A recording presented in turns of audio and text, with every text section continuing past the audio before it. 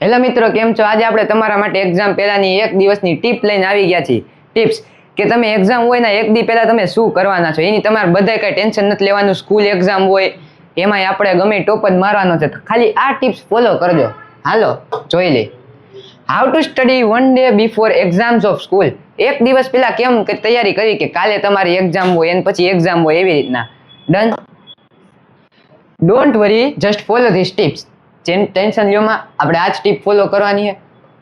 After you come back home, eat calmly, take your time, but once having started to study don't take it lightly. એટલે કે તમે ઘરે આવો ત્યારે ખાઈ લ્યો, તમારો ટાઈમ લ્યો, શાંતિથી ખાઓ, પણ એકવાર તમે ભણવાનું ચાલુ કરી દીધું, સ્ટડી ચાલુ કરી દીધું, પછી તમારે લાઇટલી નથી લેવાનું. ઓકે, એક્ઝામ્સ ઇમ્પોર્ટન્ટ છે. If you want nap, take for maximum 30 minutes. If you don't need it, start studying. જો તમને બપોર સુવાની ટેવ હોય 30 મિનિટ સુધી રેસ્ટ કરી લ્યો, કાંઈ વાંધો નહીં, પછી સ્ટાર્ટ કરો, પણ સ્ટાર્ટ કર્યા પછી no compromise. Now first calculate everything. Precision and organization keeps your mind fresh and discipline. First calculate, તમે બધું કેલ્ક્યુલેટ કરી લ્યો કે શું આપણે એનાથી શું થશે ખબર. પ્રિસાઇઝન એટલે એક્યુરેસી વધશે. ઓર્ગેનાઇઝેશન, તમે ઓર્ગેનાઇઝ રહેશો, તમારું બ્રેન છે ને ડિસ્ટ્રેક્ટ નહીં થાય. કેલ્ક્યુલેટ ટાઈમ લેફ્ટ, તમારા આગળ ટાઈમ કેટલો છે. 7 hours, 8 hours, 5 hours ટાઈમ તો છે. ટાઈમ જોઈને ટેન્શન નહીં લેવાની, વધારે હોય તોય, ઓછો હોય તોય. નાવ see the course, you know that how much time you will need to complete it. હવે તમે તમારો કોર્સ જોવાનો છે કે કાલની એક્ઝામમાં 5 ચેપ્ટર પૂછશે, 6 ચેપ્ટર પૂછશે, એને આપણે કેલ્ક્યુલેટ બધું કરવાનું. તમારા આગળ ટાઈમ કેટલો છે, કેટલું આપણે કરવાનું છે, મને કેટલી વાર લાગે એ પ્રમાણે. For example, if you have 8 hours and 10 chapters, divide it. Done. Divide it by hour, so you will need to complete approximate 1.3 chapters per hour. આ એક એક્ઝામ્પલ છે કે તમારી આગળ ટાઈમ 8 hours નો હોય ને તમારે ચેપ્ટર 10 પૂછવાના હોય તો તમારે 1 કલાકની અંદર 1.3 ચેપ્ટર કરવા પડે. 1.3 એટલે કે એક ચેપ્ટર આખું અને બીજું ચેપ્ટરનું સ્ટાર્ટિંગ થોડુંક એમ. એનાથી શું થશે? એનાથી થશે કે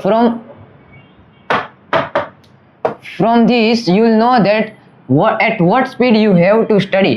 આનાથી તમને ખબર પડશે કે તમારે સ્પીડ તમારી શું રાખવાની છે, કે કઈ સ્પીડ આપણે સ્ટાર્ટ કરવાનું, કઈ સ્પીડ આપણે લર્ન કરવાનું છે એ પ્રમાણે.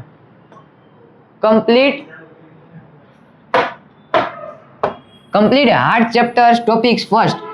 It will seem annoying but afterwards pressure will be reduced a lot. એટલે કે તમારે પેલા હાર્ડ ટોપિક કવર કરવાના છે. હાર્ડ ટોપિક, હાર્ડ ચેપ્ટર હોય એ પહેલા કવર કરી લો. ભલે થોડુંક ટાઈમ લાગશે, એમાં 1-2 કલાક એમાં વહી જશે, કાં તો તમારું થોડુંક તમે ઇરિટેટ થશો, તમારું માઇન્ડ ઇરિટેટ થશે, પણ પછી તમને વાંધો નહીં. પછી બધું ઇઝી જ વધશે અને ઇઝીમાં તો આપણે ચેમ્પિયન છીએ. Take 5 to 10 minute break after 2 to 3 chapters. 2 થી 3 ચેપ્ટર પતે એટલે તમે 5-10 મિનિટનો બ્રેક લ્યો. ઇટ સ્નેક્સ ખાઓ, because we need power to study. Try to wake early so you can revise a bit. એટલે કે આપણે બધું કરી નાખી, તમારાથી કાંઈ લેફ્ટ થઈ જાય કે તમારું બાકી રહી જાય કાં તો પૂરું થઈ જાય તો તમે સવારે થોડાક જલ્દી ઉઠો અને પછી તમે રિવાઇઝ કરી લો. કમ્પ્લીટ થઈ ગયું હોય તો બધું થોડું થોડું રિવાઇઝ કરી લો. ઇમ્પોર્ટન્ટ હોય રિવાઇઝ કરી લો. એનાથી શું તમારું foundation. Revision always best foundation two remember four long time. એટલે કે રિવિઝન કરવાથી તમને લોંગ ટાઈમ સુધી બધું યાદ રહેશે કે આ ભાઈ આપણે પહેલા કરેલું 3-4 વાર તમારે રિપીટ થાય ને એટલે તમને બધું યાદ રહી જાય. અને કાંઈ બાકી રહી ગયું હોય ઇન કેસ તો એમાંથી ઇમ્પોર્ટન્ટ ટોપિક કવર કરી લ્યો, કાં તો જેટલું થાય એટલું કરી લ્યો. ટેન્શન ન લેતા કે આટલું બાકી રહી ગયું. ઇમ્પોર્ટન્ટ કવર કરી લ્યો તો વધારે સારું થાય. This all is enough for school exams. આટલી ટિપ્સ ફોલો કરો એટલે સ્કૂલ એક્ઝામમાં તમારા માર્ક્સમાં ઇમ્પ્રુવમેન્ટ જોવા મળશે તમને, એ ગેરંટી. ડન. જો ભાઈ, this was all for this video. Give exams with confidence. Exam તમે આપો ત્યારે કોન્ફિડન્સ રહ્યો, તમે સેલ્ફ ડિસિપ્લિન રહ્યો, તમે સેલ્ફ ફોકસથી લખો એક્ઝામ. ક્યાંય ડિસ્ટ્રેક્ટ ન થાવ, બીજે પેપરમાં ધ્યાન રાખો, બીજે ક્યાંય નહીં.